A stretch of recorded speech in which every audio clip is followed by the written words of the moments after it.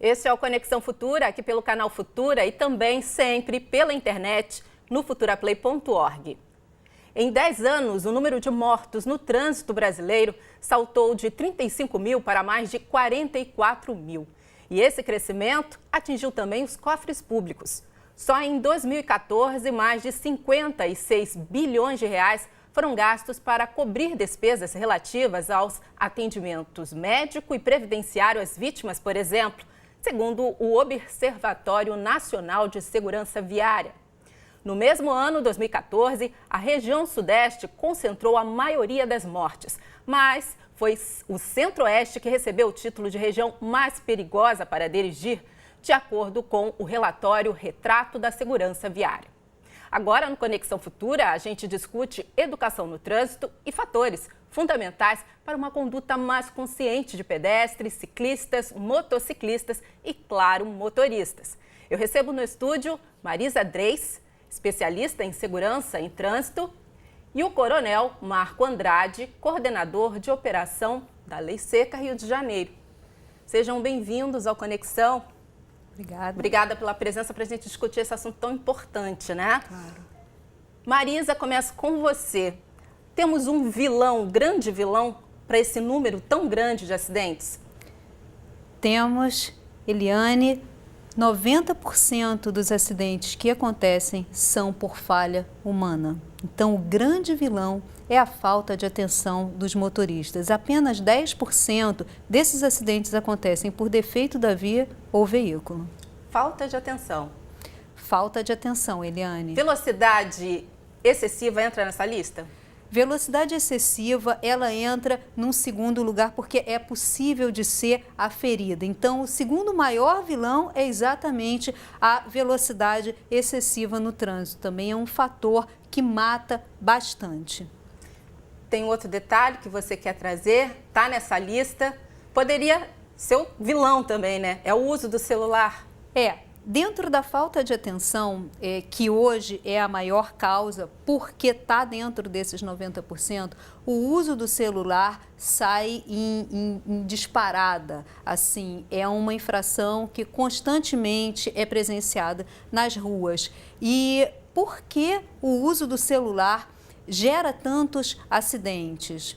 Na verdade, o trânsito é muito dinâmico e o motorista, quando está dirigindo, ele usa alguns fatores, né? Que é o cognitivo, que é a atenção que esse motorista tem, o sensorial, que diz respeito à audição, à visão e também à velocidade dos reflexos que esse motorista precisa ter. Como é que isso acontece? O trânsito, à medida que o motorista vai dirigindo, ele vai se comunicando. Ele vê uma placa, ele toma uma atitude, ele vira à direita, à esquerda, ao GPS. Então, é um constante raciocínio. Quando esse motorista para de raciocinar o trânsito e começa a pensar em atender o celular, toda essa atenção que estava voltada para o trânsito se volta para o celular. E isso acaba tirando dele a capacidade de resposta num tempo adequado para a segurança no trânsito. Ou seja, ele que poderia reagir num tempo normal, entre 1,5 segundos para perceber o perigo, mais 1 segundo para conseguir frear um veículo, trazendo aqui um exemplo de um veículo que estivesse a 80 ou a 100 km por hora, isso daria 2,5 segundos, ele passa a usar esse tempo voltado para o celular. E o que acontece? Se tiver algum fato no trânsito que demande que ele pare, ele não vai conseguir parar, porque ele está com a sua atenção voltada para o telefone. Esse assunto ele é tão atual e é tão importante que há várias pesquisas no mundo. Pesquisadores de diversos países já têm se dedicado a fazer a medição desses tempos. E um dos dados mais importantes que nós temos hoje é que o tempo que se leva para o motorista buscar o telefone, olhar para o telefone, apenas para perceber quem está ligando, é de 4,5 segundos. É muito superior ao tempo que ele levaria para parar um veículo. Se nós formos pensar em termos de metros, se esse motorista tiver a mais ou menos 100 km por hora, esse tempo, essa distância de parada dele em 4 segundos chega a 120 metros. E o que pode estar à frente desses 120 metros? Uma criança, um pedestre? Muita coisa. Um outro veículo também distraído, um outro motorista ou motociclista também distraído usando o celular. Engraçado que o celular passou a ser infração gravíssima. A multa foi aumentada, quase R$300 e nem assim, nem doendo no bolso, né? No caso do álcool, a gente tem um exemplo que também é bem sucedido de ação, no caso, a Operação Lei Seca vai fazer quase 8 anos de operações aqui no Rio de Janeiro. Sim, completaremos 8 anos de ações de fiscalização e educação ininterruptas, isso é muito importante. Que o álcool também, o consumo de álcool também era um grande vilão, ou continua sendo um grande vilão, mas a ação Lei Seca, a Operação Lei Seca já conseguiu algum resultado, perceber com todas essas campanhas educativas, alguma mudança nos números? Sim, a mudança de comportamento é possível ser visualizada hoje, principalmente na sociedade fluminense, onde a Operação Lei Seca atua de forma constante durante quase 8 anos. Nós percebemos que as ações ininterruptas que acontecem todos os dias ao longo desse período provocaram uma mudança de comportamento no cidadão fluminense. E essa mudança de comportamento, essa mudança de hábitos vem gerando mudanças de resultados do que a gente tem visto nas ruas propriamente ditas. Quando começamos a Operação Lei Seca em 2009, 20% dos motoristas fiscalizados pelos nossos agentes eram flagrados dirigindo sob efeito do álcool. Essa média hoje é de 7%. Em algumas regiões da cidade, chegamos a 3,5%, 4%. Ou seja, um indicativo muito positivo de que o cidadão está mudando o comportamento. E essa mudança de comportamento que precisamos buscar em outros viés e outras realidades para o trânsito é que vai gerar, com certeza, a redução do número de vítimas que ainda temos no nosso Brasil. O Brasil produz mais de 40 mil mortos no trânsito. Precisamos fazer muitas coisas de fiscalização e educação para tentar virar esse jogo. Bom, nós temos fotos que vocês passaram para a gente de divulgação. Acho que é até interessante a gente ir mostrando enquanto conversamos. Como vocês planejam, né? Onde chegar com a operação? Existe um planejamento, um levantamento das áreas onde ocorrem mais acidentes relativos à ingestão de álcool? Enfim, como vocês acabam escolhendo os pontos para atuação? São vários fatores que influenciam o planejamento, sem dúvida alguma. As estatísticas de locais de acidente, as estatísticas do SAMU que socorrem as pessoas nas ruas e, principalmente, o desenho e a percepção dos grandes lugares de grandes concentrações e atrativos de pessoas para que elas passem a sair e se divertir. Os corredores de ligações dos principais bairros da cidade, ou seja, onde existe uma circulação muito grande e indicativos positivos que é necessário a nossa presença, a operação procura buscar no seu planejamento que estejamos presentes para poder evitar que algo maior possa acontecer. Nós temos notícias também de que os motociclistas foram as principais vítimas em 2014 desses acidentes. Qual o comportamento deles que você observa, Marisa? O motociclista, muitas vezes, vamos voltar aqui à questão do celular. Faz uso do celular também e isso multiplica bastante o risco para ele. Por quê? Porque ele é altamente vulnerável. É um índice de morte que nós temos em rodovias altíssimo de motociclista. Então, além dele ficar com a atenção desviada, ele também solta a mão do guidão da motocicleta, tornando essa direção... autoconfiança, né? Pois é, ainda mais perigosa. E o pior, veja, quando a atenção é focada no celular, acontece um fenômeno em que a pessoa assume a visão de túnel, ou seja, a visão focada apenas à frente do que está acontecendo. Ela perde a visão lateral. E o que acontece? Ela deixa de perceber o perigo, colocando a si em perigo e também aos demais. Esse risco na motocicleta é muito maior, exatamente porque o motociclista é muito mais vulnerável do que o veículo. E isso acontece também com a ingestão do álcool, coronel? Sem dúvida alguma. O motociclista, a gente precisa lembrar que a moto é um veículo que, se estiver parada, ela cai. Ela precisa estar em movimento para se equilibrar e se manter em linha reta. Então, todos os fatores que influenciam o comportamento do motociclista para a condução do veículo influenciam de forma muito positiva. Imagina o que é você se equilibrar em velocidade sem estar com a sua percepção, a sua capacidade psicomotora completamente plena. Então, a ingestão do álcool atrelada ao excesso de velocidade, por vezes o uso do celular ainda, né, e ainda concomitando com isso a falta de capacete. Infelizmente, muitos motociclistas, pela questão do nosso país ser um país tropical, pela questão das temperaturas, insistem em achar que é normal dirigir sem o uso do capacete. Então, todos esses fatores contribuem muito para a grande vulnerabilidade do motociclista e é por isso, sem dúvida alguma, que ele é um dos grandes... É o principal tipo de vítima que nós temos no trânsito. Tá bom. Nós vimos as fotos agora há pouco. Existe um limite tolerado de ingestão de álcool? A tolerância no Brasil hoje é zero. Na verdade, por chegar à conclusão de que produzimos mais de 40 mil mortos no trânsito, o país precisou adotar medidas incisivas para tentar frear essa realidade tão drástica que temos na sociedade. Medidas enérgicas precisavam ser feitas. Então, temos uma legislação hoje muito rígida para tentar frear essa questão. Bom, eu convido para a conversa agora a Salete Romero, que é especialista em segurança no trânsito. Ela representa a Condu. E o último boletim de segurança no trânsito da instituição chamou a atenção para o alto número de atropelamentos em rodovias, embaixo de passarelas. Salete? Olá, Eliane. Prazer estar com vocês. Bom. Salete, oi. Sim, com relação a esse boletim de segurança, realmente são estatísticas que costumam sair aí pelas rodovias, né? São informações assim relevantes, porque esses atropelamentos ocorrem justamente próximo a passarelas, né? E quando nós falamos aí de comportamento no trânsito, nós precisamos pensar que nós também somos pedestres, independente se nós utilizamos um veículo de passeio ou uma moto, se é um condutor de caminhão ou de ônibus, enfim. Todos nós, muitas vezes, precisamos atravessar a rua e muitas vezes nós não vamos até a faixa que está aqui a 5 ou 10 metros de nós, não é mesmo? Então, isso é importante nós olharmos para isso e percebermos que nós também somos pedestres, porque é uma questão que a gente esquece, assim que a gente assume aí um volante ou um guidão de uma motocicleta, como estávamos falando, não é mesmo?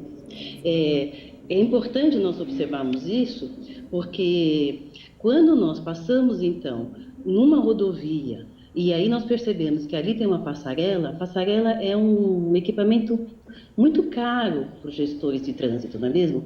Ele é um dos mais caros. Então, quando há uma passarela, nós orientamos para que a gente, estando no veículo, diminua a velocidade. Porque, fatalmente, vai ter alguém também que não vai querer subir aquela rampa, aquela escada, embora ali seja mais seguro. Tudo isso, para mim, são questões assim, de falta de orientação, porque se o pedestre souber de que muitas vezes, na maioria das vezes, se ele se utilizar dessa passarela, além de mais seguro, ele chega antes do que aquela pessoa que fica tentando atravessar através da rodovia. Então, a educação passa também pelo pedestre. Exatamente. Acho que é o primeiro ponto, né, quando nós pensamos em segurança no trânsito. Se nós tivéssemos como consta no Código de Trânsito Brasileiro, na grade escolar, se nós tivéssemos um preparo desde a pré-escola sobre isso é lei, consta no Código de Trânsito, né? Em toda escola, da rede pública ou privada, tem que ter a disciplina trânsito. Se nós tivéssemos realmente seguindo essa regra, essa lei, nós teríamos pedestres muito mais conscientes, né, do risco que correm e da questão realmente da pressa, que nos dá a impressão de que muitas vezes nós estamos ganhando tempo, mas a segurança não nos atrasa. O que atrasa é justamente o acidente. E é isso que precisaria ser tomado a partir aí da pré-escola, não é mesmo, Helena?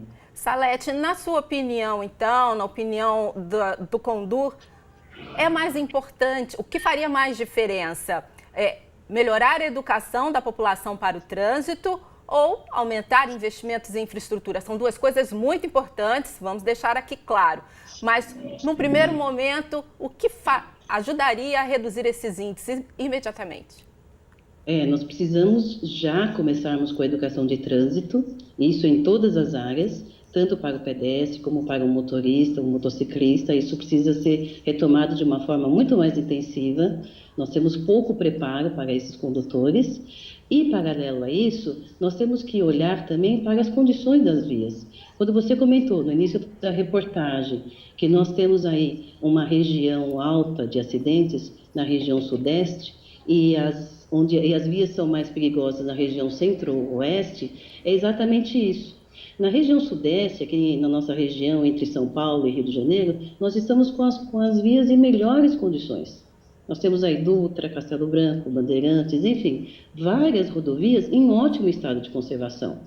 Ora, isso era para ser então um benefício para esse condutor. Então, o que nós vemos aí é que os condutores não estão preparados para circular em rodovias em bom estado.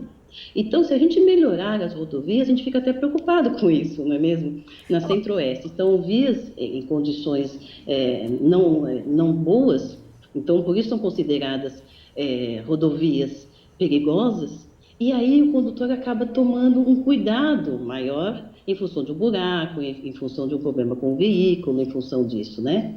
Mas, justamente, 81% dos acidentes mais graves ocorrem em condições boas, em rodovias em bom estado de conservação. E muitas vezes, Salete, envolvendo profissionais do volante, caminhoneiros experientes, motoristas experientes. Isso é, no mínimo, curioso. Seria autoconfiança eles acreditarem que realmente têm o poder segurando aquele volante? Exatamente, Eliane. O que nós ministramos muito nas nossas palestras, nossos treinamentos, a gente fala muito sobre isso. Nós dificilmente vemos uma pessoa que está começando a dirigir, dificilmente nós vemos ela trafegando, excedendo a velocidade. Dificilmente nós vemos uma pessoa recém-habilitada fazendo uma ultrapassagem inadequada. Nós percebemos essas atitudes em condutores experientes. E aí é uma questão realmente a se pensar, porque normalmente experiência é algo bom, é algo positivo, que nos qualifica normalmente para uma atividade além. Só que no trânsito é um dos poucos cenários onde quanto mais experiência, mais desprezo com relação a todos os comandos que nós precisamos fazer com atenção ao trânsito. Quanto mais experiência, mais excesso de confiança. E por isso que a maioria dos acidentes ocorrem com motoristas experientes. Isso é muito sério, porque aí quando nós estamos preocupados em formar, né, quando você está dizendo da educação do trânsito, sim, nós precisamos começar lá da criança a formar a conscientização, mas também nós precisamos fazer um trabalho também paralelo a isso com os condutores, que muitas vezes se apegam nessa questão de que eu já dirijo há 10, 15, 20 anos e justamente se deixam levar por uma questão muito importante, Eliane, que é o poder que o veículo nos dá, uma falsa sensação de poder. Falsa sensação, realmente. Salete, eu quero muito agradecer a sua participação aqui no Conexão Futura. Tá? A gente espera contar com você numa outra oportunidade também. Obrigada, Eliana. Até logo. Me diga uma coisa, Marisa. Você acredita que o atual Código de Trânsito que nós temos, ele colabora para a gente ter um trânsito seguro? Ele está totalmente claro para as pessoas? Você tem alguma crítica em relação a nossa legislação? Eliane, o nosso Código de Trânsito, ele recebeu agora uma quantidade bastante grande de modificações.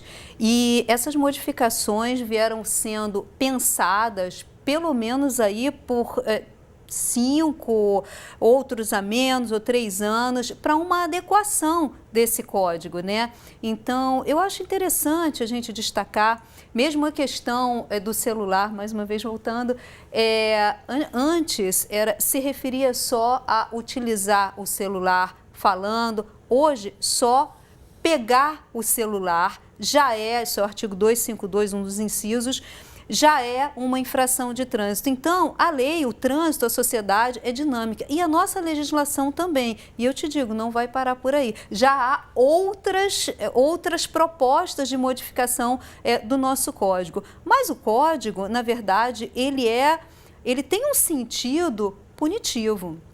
Assim, O bom mesmo seria que nós tivéssemos um trânsito, uma educação para o trânsito, já no ensino fundamental e posteriormente no ensino médio, e uma continuidade dessa educação para todas as pessoas, porque o trânsito é um sistema e ele é formado também de pedestres. E como o pedestre tem acesso à legislação?